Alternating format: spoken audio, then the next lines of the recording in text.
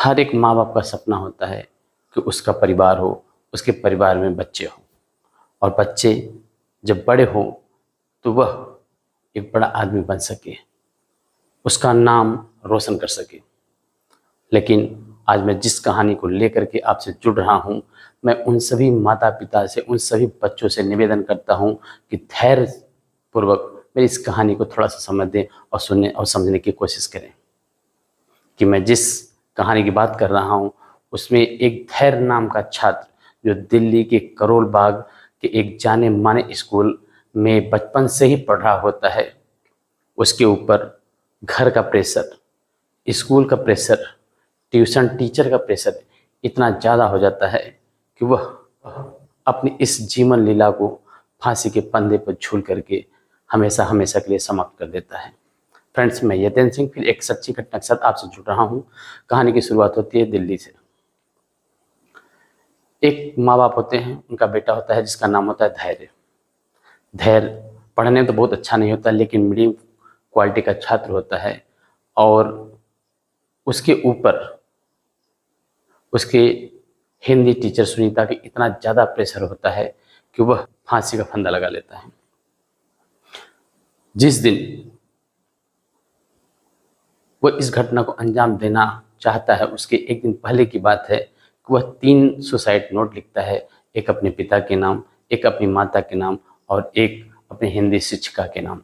अपनी माता के नाम जो नोट्स लिखता है उसमें वह लिखता है कि माँ, मैंने जीवन भर आपकी बात नहीं मानी, आप मुझे बड़ा आदमी बनते देखना चाहती थी लेकिन मैंने ऐसा कुछ भी नहीं किया, ना ही किसी प्रकार का कोई प्रयास किया।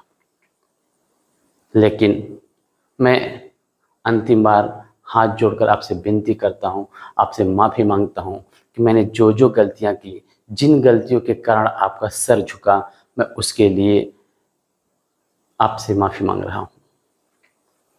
उसका दूसरा लेटर है तो इसके पिता के नाम। वह कहता है कि पिताजी, मैं आपके सपनों को पूरा नहीं कर सका लेकिन मैं आपसे जीवन में तो बहुत बार बहुत कुछ मांगा लेकिन आज अंतिम बार एक और चीज़ मांग रहा हूँ, उसे आप प्लीज़ दे देंगे, इनकार मत करिएगा। वह कहता है उस लेटर में कि मैं आपसे निवेदन करता हूँ कि मेरी छोटी बहन को खूब पढ़ाइएगा, वह जितना पढ़ना चाहे उतना पढ़ाइएगा, उसको पढ़ने से मत रोकिएगा। प्लीज़ डैडी, आप मेरी ये बात मान जाइए। लेकिन जब तीसरा लेटर जो उसकी हिंदी शिक्षिका के नाम होता है, जब उसको पुलिस खंगालती है तो उसके जो शब्द होते हैं वह इस ओर इशारा करते हैं कि हो ना हो यह शिक्षिका ही इस मौत की जिम्मेदार हो। उस लेटर में लिखा होता है कि मैंने आपको बहुत परेशान किया, अब आप खुश हो जाएंगी क्योंकि आज के बाद आपको कोई परेशान करने वाला नहीं मिलेगा। यह शब्द इस बात को इशारा करते हैं कि कहीं न कहीं उस शिक्षिका का उस बच्चे के ऊपर बहुत ज़्यादा दबाव था। जब लोगों ने उस बच्चे के माता पिता से पूछा, उस शिक्षिका से बात की, तो उसमें बहुत सारी समस्याएं, बहुत सारी चीज़ें जो है खुलकर बाहर आई। उस शिक्षिका का कहना था कि इनका बच्चा नशेड़ी था, ड्रग्स लेता था, क्योंकि जहाँ पर सारे बच्चों का जो एनर्जी लेवल होता था उससे कई गुना ज़्यादा इस धैर्य का एनर्जी लेवल था। लेकिन जब यह बात उनके माता पिता से पूछी जाती है, उसके दोस्तों से पूछी जाती है, तो कोई भी इस बात से अपनी सहमति प्रकट नहीं करता कि धैर्य एक नशेड़ी छात्र था। धैर्य के ऊपर स्कूल का इतना बर्डन था कि स्कूल प्रशासन इससे पूरी तरह अनभिज्ञ था।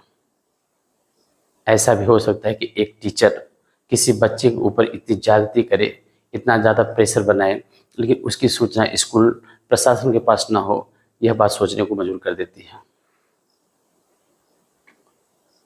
बुधवार की शाम धैर्य पढ़ रहा होता है अपने कमरे में। समय था उसमें लगभग 9 बज रहे थे। कमरे की लाइट जल रही थी। धैर्य की माँ आती हैं, वह खिड़की से झांक कर देखती हैं तो धैर्य उस समय अपने स्टडी टेबल पर बैठा हुआ है। वो पढ़ रहा था। उसकी माँ फिर दबे पाँव आकर के सो जाती हैं क्योंकि उन्हें सो उठ करके टिफिन भी बनानी होती है। जब सुबह 5 बजे उस माँ की नींद टूटती है तो वह सबसे पहले धैर्य के कमरे की तरफ जाती है। कमरे का दरवाज़ा खुला होता है, धैर्य उसमें नहीं होता।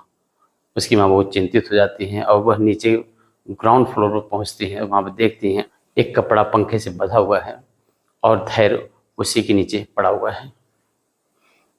लेकर के हॉस्पिटल जाती हैं। वहाँ पर डॉक्टर धैर्य को मृत घोषित कर देते हैं।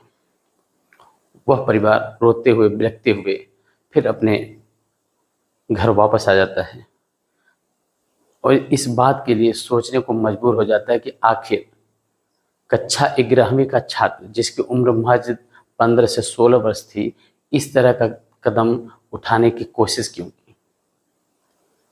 वह अपने माता से, अपने पिता से बहुत ही फ्रेंडली था, फिर भी उसने अपनी माँ को ये सब सारी चीज़ें क्यों नहीं बताई। इसलिए हर एक माँ बाप से यह निवेदन है कि कृपया वे अपनी इच्छाओं को अपने बच्चों को ऊपर ना थोपें। हर उस टीचर से निवेदन है कि वे बच्चे को इतना टॉर्चर ना करें, इतना प्रेशर ना दे, इतना दबाव ना दे कि वह धैर्य की तरह अपना धैर्य खो बैठे।